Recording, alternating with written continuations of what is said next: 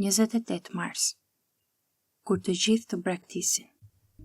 Në mbrojtjen time të parë, asnjëri nuk më përkrahu, por të gjithë më braktisën. Kjo mos ju nëmëroft për faj. Por Zoti qëndroi me mua dhe më forcoi, që përmes meje predikimi të kryej plotësisht dhe të dëgjonin të gjitha kombet pagane.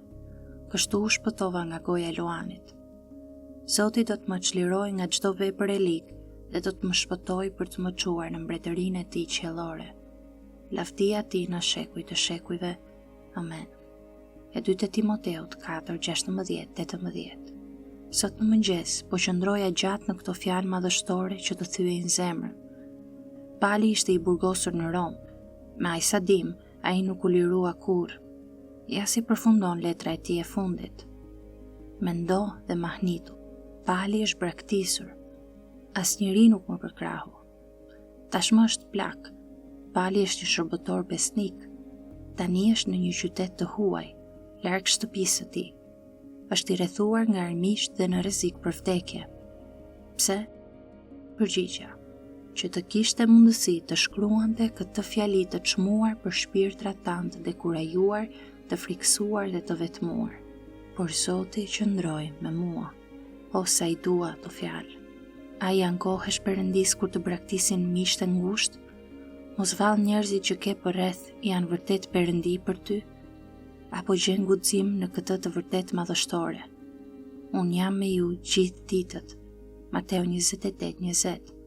Pavarësisht se kush të braktis, a i jep forcë zemrës me këtë betim të pamposhtur. Nuk do të lë, as nuk do të braktis. Hebrejve 13:5. Atëherë le të themi, Zoti qëndroi me mua. Pyetja: cili ishte rreziku i mundshëm tek e 2 Timoteut 4:18? Përgjigja: që pali të mos arrinte në mbretërinë qiellore. Përballë këtij kërcënimi, pali thret: Zoti do të më shpëtoj për të më çuar në mbretërinë e tij qiellore. Pyetja: si po kërcënohej arritja e palit të mbretërinë qiellore? Përgjigja: veprat e liga.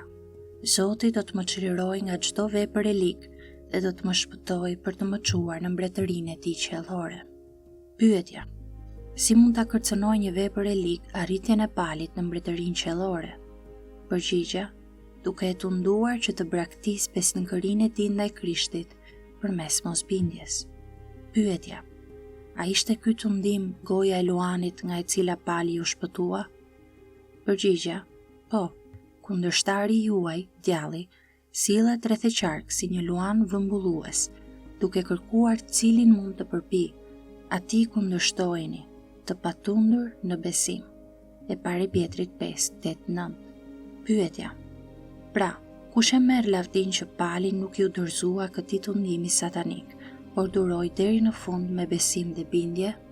Përgjigja: atij, Zotit, i qoftë lavdia dhe pushteti në jetë të jetëve. E pari Pjetrit 5:11. Lavdia ti në shekuj të shekujve. Amen. E 2 Timoteut 4:18.